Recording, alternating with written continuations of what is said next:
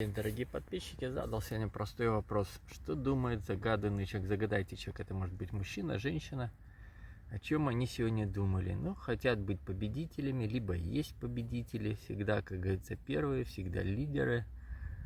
Всегда там, где сложно, всегда прут вперед. Тем не менее, шанс на отношения не берут. Вот, как говорят, потому что они победители, но задравшие идут себе вперед и ничего не видят.